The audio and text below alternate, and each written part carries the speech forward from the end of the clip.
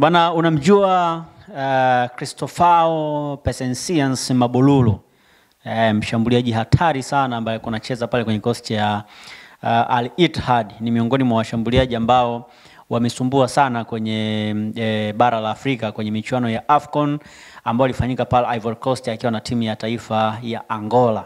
Alifanya vizuri sana yeye pamoja na wachezaji wenzake kwenye kikosi cha timu ya taifa ya Angola. Walikuwa na wakati mzuri sana.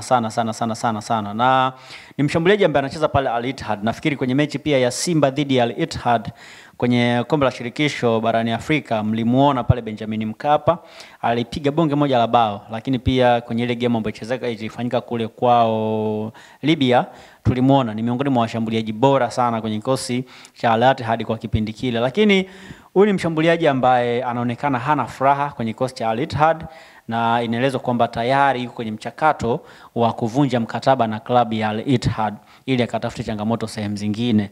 Na huko ambapo anaenda kutafuta changamoto zingine, yeye mwenyewe anataka kuja Tanzania hapa kwenye ardhi ya Mama Samia Suluhu Hassan. Na kwenye ardhi ya Mama Samia Suluhu Hassan zipo timu mbili, majiant wawili, yupo Simba na Yanga. Sasa hizi timu zote mbili zinahitaji saini ya yu mwamba.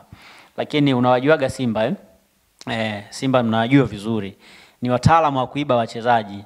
Walimuiba Yusuf Kagoma akiwa na mkataba wa Yanga. Mchana kupe kabisa.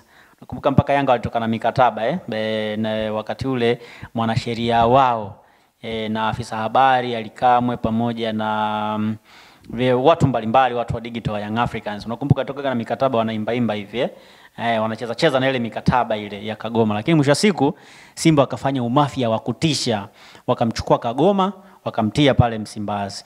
Na kukumbusha tu kwanza matukio ambayo wamewahi kufanya Simba ya kuiba wachezaji. Fabrice Luamba Ngoma, mchezaji ambaye aliibiwa airport pale kama unakumbuka. Alikuja kwenda Yanga, namba 6 wa Yanga huyu ambaye alikuwa anamvizia, alikuwa anamsubiri kwa hamu. Lakini shop Simba wakaruka naye pale airport. Wakamchukua akatua Msimbazi pale. Akatulia pale, akakula jezi namba 6, alafu maisha mambo yakaenda vizuri. Sasa Yanga wakajiingiza kwenye mtego, akaenda kumchukua Skudu Makudu Bela, wakampa jezi nambari 6, mchezaji ambaye shughuli ilimshinda. Yani hakuwa mchezaji ambaye alikuwa na quality nzuri. Sasa bana Simba bado ni watu ambao wanafanya sana umafia linapokuja swala la usajili. Kama unakumbuka ukiacha matukio mawili ambayo nimekutajia ya wachezaji ambao walikuwa wanatakiwa na Yanga wakaenda Simba, lakini tumeshuhudia mambo mengi yakitokea. Unakumbuka hata issue Alame Kilawi wataka kumuiba juu kwa juu, baadaye Coastal Union wakazingua wakaamua kuzingua, wakamzuia mchezaji wao akaendelea kubaki Coastal Union. Sasa Cristofao Pesencians Mabululu ni mchezaji ambaye anaweza kujiunga na klabu ya Simba muda wowote kuanzia leo hii ambavyo tunazungumza. Yani muda wote atajiunga na klabu ya Simba kwa sababu yeye mwenyewe kwanza anaonesha interest ya kujiunga na klabu ya Simba, lakini pia Simba nayo ina interest ya kumpata Cristofao Mabululu. Umeona yani watu wawili wanatakiana. Yani Mabululu anataka Simba, alafu Simba inamtaka Mabululu. Yani wanatakiana watu wawili. Yani kila mmoja anamtaka mwenzake. Msimu huu moja changamoto ambayo imewakumba Simba ni kwenye eneo la kushambulia. Ina washambuliaji wazuri ambao ukiwatazama ni watu ambao unaamini wana uwezo wa kufunga. Lakini in reality ukiwapeleka uwanjani hawana uwezo mzuri wa kufunga. Kwa maana Steven Dese Mukwala pamoja na Leonel Ateba Mbida, hawa ni washambuliaji ambao wanaweza ni wazuri by the way, lakini sio wachezaji ambao wana ile quality ya kucheza Simba. Nitakwambia kwa nini nimeanza kukuhadisia kuhusu umafia wa Simba ambao wamewahi kufanya. Hata kwenye ile deal la Cristofao wamefanya umafia mkubwa sana. Nitakwambia kwa nini. Subiri hapo, endelea kunisikiliza kidogo. Sasa hawa washambuliaji wawili ni washambuliaji ambao wameshindwa kuproduce magoli mengi ndani ya Simba. Lakini ukitazama Simba ni timu ambayo inatengeneza nafasi nyingi kuliko timu yoyote kwenye ligi kuu. Lakini ndio timu ambayo washambuliaji wake wamefunga mabao machache kuliko timu nyingine yote, kuliko timu zile 4 za juu, kuliko timu 3, kuliko timu 2, Simba, kuliko Yanga na Singida Black Stars. Sasa wanachokitaka kuifanya Simba ni kutafuta mshambuliaji wa daraja la juu, mshambuliaji mwenye uwezo mkubwa. Na ndo hapo wameamua kwenda kupindua meza kumtafuta Cristovao, Presencians, Mabululu. Sasa Mabululu inaelezwa kwamba alishaanza kufanya mazungumzo na Young Africans, lakini yeye mwenyewe hajaonyesha interest ya kwenda Young Africans, ila ameonyesha interest kubwa ya kwenda kujiunga na klabu ya Simba. Na hapa ndo ujue ukubwa wa Simba. Yaani Mabululu anaamini kwamba Simba ndo timu bora zaidi Tanzania na ndo timu ambayo inaelekea kufanikiwa zaidi kwenye soka la Afrika kwenye siku za hivi karibuni. Itaenda kufanikiwa zaidi kuliko timu nyingine yoyote kwenye siku za hivi karibuni. Kwa nini Mabululu ametazama hivyo? Kwa sababu kwanza alicheza nayo, manake anajua intensity ambayo iko Simba, anajua ubora wachezaji ambao wako Simba, lakini pia wamefika fainali ya kombe la shirikisho barani Afrika, akiwa na imani kwamba siku sio nyingi Simba ataenda kufika fainali ya klabu bingwa barani Afrika au kombe la shirikisho kwa mara nyingine na kubeba taji. Manake dream kubwa ya Mabululu ni kubeba taji. Kwa hiyo ndo maana anaona kwamba akiwa Simba ni sehemu ambayo ana uwezo wa kwenda kupata mataji.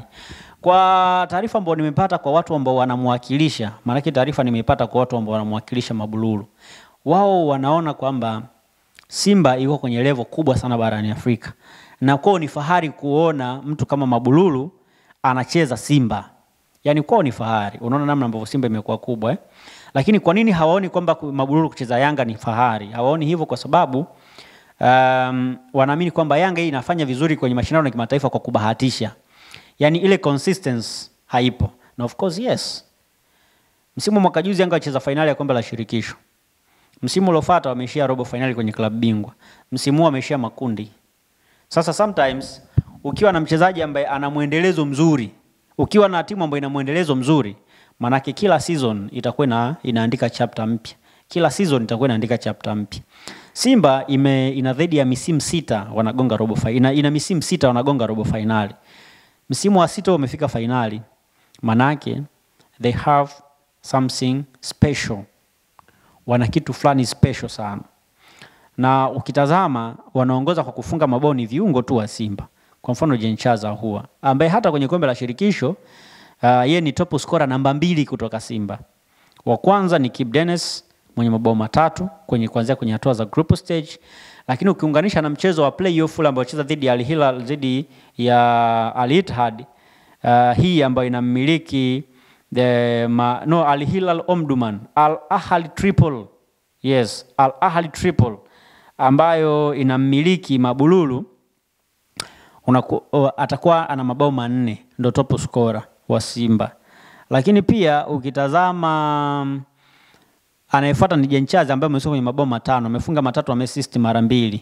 Na ukiangalia Al Ahly Tripoli ni timu ambayo inamiliki Mabululu, lakini bado kwa quality ya kwake na namna ambavyo anacheza na maisha ya pale Libya, yeye anaona kwamba haviendani. Ingawa Al Ahly Tripoli wanamlipa pesa nyingi. So tusubiri tuone litakuwaje, lakini kuna uwezekano mkubwa sana Simba kumpata Mabululu mwishoni mwa msimu huu na akawa nyota wa Simba kwa msimu unaokuja. Kwa hiyo tutaenda kushuhudia Simba ikipata mshambuliaji ambaye ni kila mbele ya lango, mshambuliaji mwenye uwezo mzuri wa kufunga mabao, and I believe ataenda kufunga mabao mengi ndani ya kikosi cha Simba Sports Club.